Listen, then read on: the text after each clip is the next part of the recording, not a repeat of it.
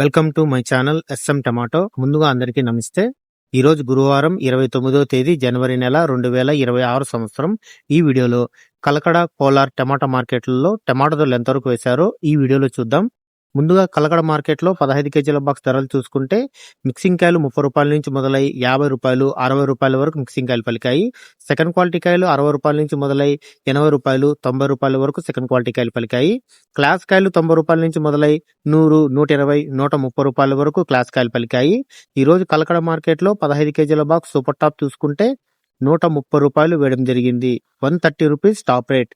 కోలార్ మార్కెట్లో 15 కేజీల బాక్స్ ధరలు చూసుకుంటే మిక్సింగ్ కాయలు 30 రూపాయల నుంచి మొదలై 50 రూపాయలు 60 రూపాయల వరకు మిక్సింగ్ కాయలు పలికాయి.